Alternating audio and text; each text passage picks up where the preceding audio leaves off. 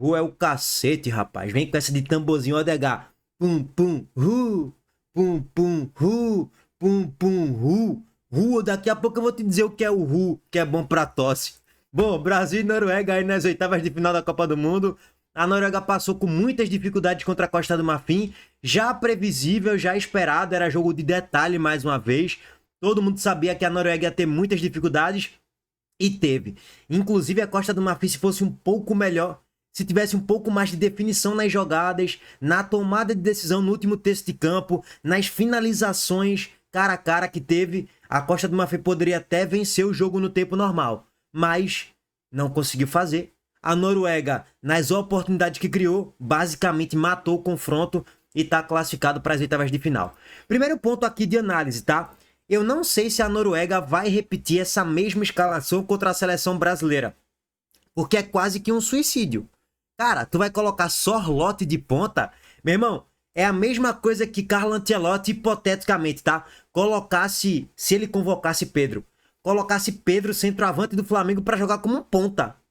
Pedro nunca foi ponta e nem vai ser. Por quê? Porque ele é pesado, é lento, é alto. Características de um centroavante para ter uma explosão ali, uma ou outra jogada de explosão de velocidade. Mas não é um centroavante para jogar de ponta para criar jogadas. Sorloth não é um criador de jogadas.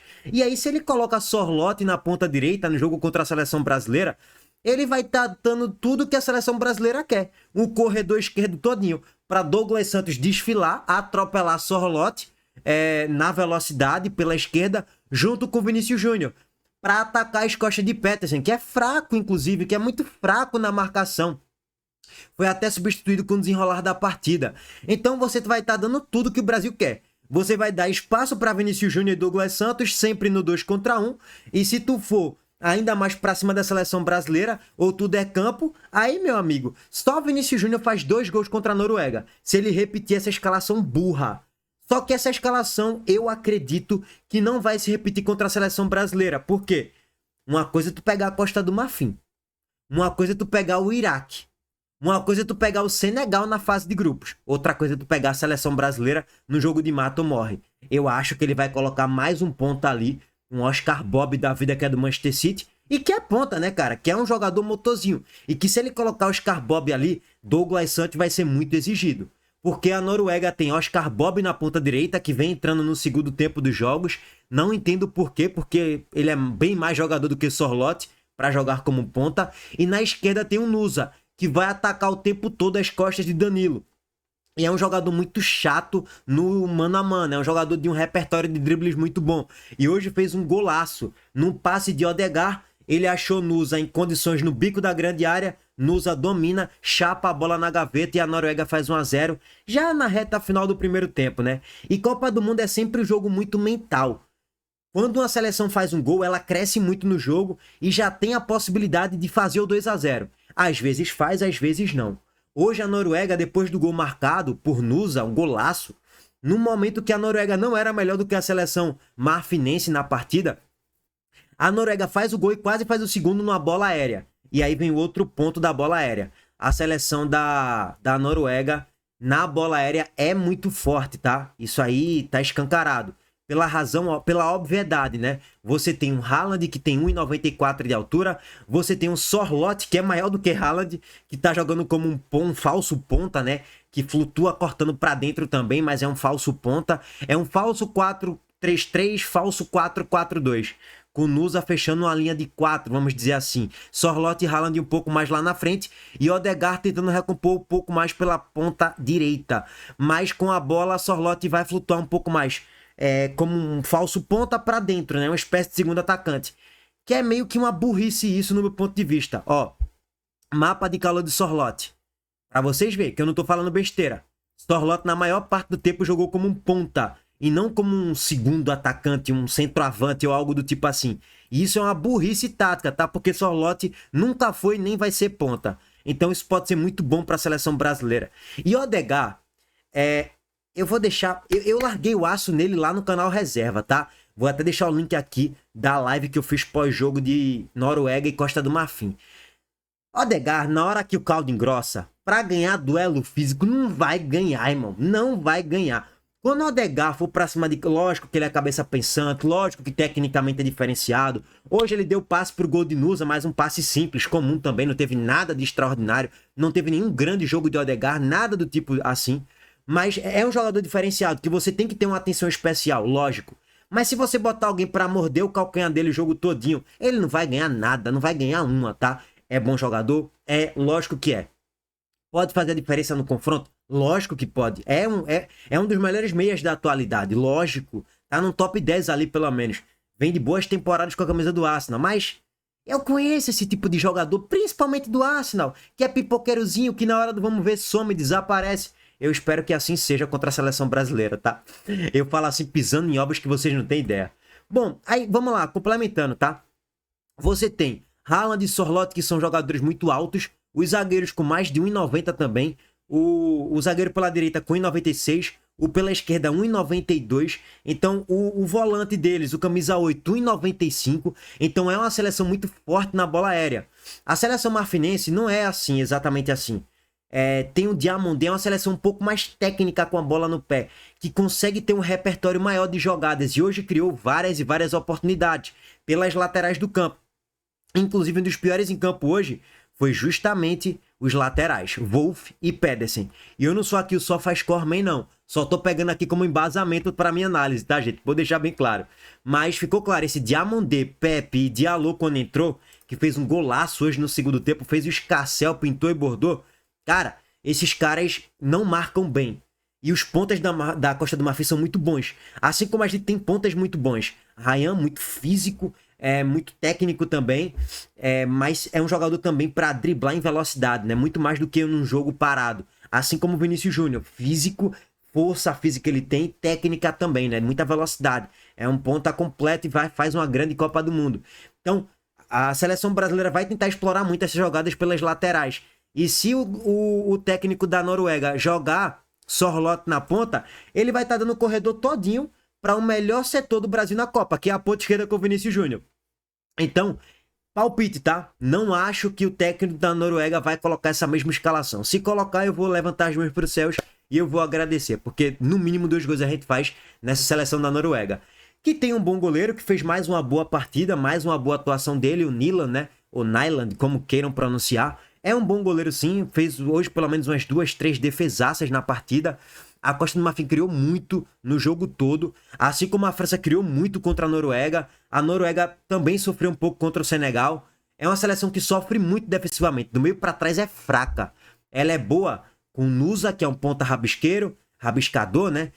Haaland, que não é um criador de jogadas, não é playmaker, não é o cara para tirar coelho da cartola. Haaland é o cara da explosão, da força física, do duelo aéreo. Gabriel Magalhães conhece muito bem ele. Eu espero que não tenhamos aquela frase, né?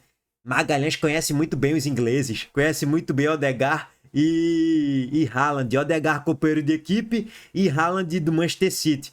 Conhece muito bem esses ingleses, conhece muito bem o futebol inglês, futebol norueguês também. Eu espero que a gente não tenha essa frase que a gente viu em 2014 que aconteceu, né? Dante conhece muito bem os alemães, tomamos 7. Mas Gabriel Magalhães já marcou muitas vezes Haaland e vai ter mais uma vez esse confronto de Premier League. Bom, de destaque individual é mais ou menos por aí, tá, gente? Mais uma vez, Sorloth é um bom atacante.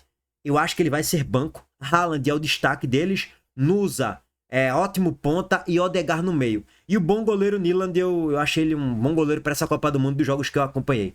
Oscar Bob é o cara que vem entrando no segundo tempo e é aquele ponta que, se entrar no segundo tempo contra a seleção e vai entrar, ou até vai ser titular, vai dar muito trabalho para Douglas Santos. Aí Douglas Santos vai ser mais testado na seleção brasileira, tá?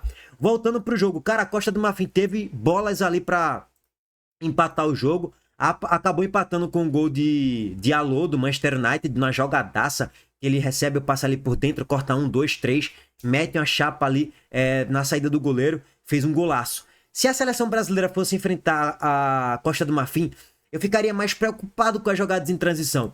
Porque esse Diamondé, Diallo é um inferno na terra para marcar, tá? E o Pepe também, muito velocistas. Eles iam marcar mais, iam jogar mais acovardados a Costa do Marfim. Mas quando tivesse campo para correr, ia ser mais difícil para marcar do que para marcar a seleção da Noruega em transição.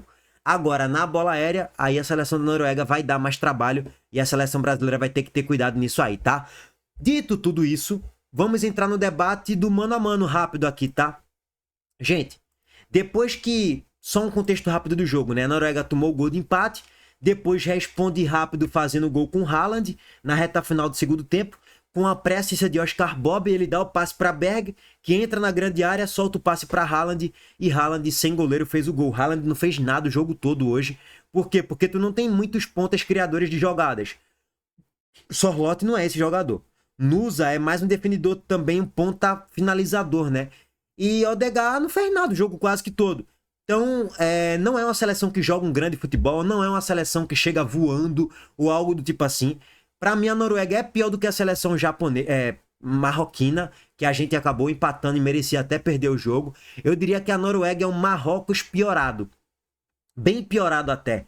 Marrocos pode chegar na semifinal de Copa do Mundo, pô. E chegou na última, inclusive. Nessa pode chegar de novo. A Noruega eu acho muito, muito mais improvável isso acontecer. Porque falta um pouco mais de peças. E não só isso, é coletivo mesmo. O time do meio para trás é fraco mesmo, essa é que é a realidade. Bom, no final das contas a Noruega acabou passando. Olhando para o mano a mano aqui, qual seria os únicos jogadores da Noruega titulares da seleção brasileira? Odegaard e Haaland, só. Só. Não tem nenhum outro que seria titular da seleção brasileira. Olhando para o banco deles, qual é o jogador que seria banco da seleção brasileira? Só teria Oscar Bob, só. Tirando isso, você aí não quer nenhum outro jogador da Noruega na seleção brasileira. Essa é que é a realidade, tá? Bom, então o Brasil, pra mim, tem mais jogadores, tem o peso da camisa e na hora do vamos ver se aqui pode crescer, porque na reta final do segundo tempo, o Brasil, se estiver empatando, vai pro abafo, vai amassar e vai chegar mais e vai ter chances maiores de vencer a partida. E futebol apresentado, a Noruega não joga mais do que a seleção brasileira, não mostra um desempenho de outro mundo ou algo do tipo assim. A Noruega tomou 4 gols da França, tomou gol hoje da Costa do Marfim, podendo tomar 3, 4, que não seria nenhuma loucura isso acontecer. Voltando para os jogos anteriores da Noruega. A Noruega acabou, deixa eu só confirmar aqui com vocês. Ó, a Noruega ainda se tomou um gol do Iraque, né? O jogo terminou 4-1, se eu não estiver equivocado. Deixa eu só confirmar aqui com vocês. A Noruega tomou um gol do Iraque, tomou 2 gols de Senegal. Então, a Noruega tomou gols em todos os jogos dessa Copa do Mundo. Pelo menos um. 2 de Senegal, 4 da França, 1 da Costa do Marfim e 1 do Iraque.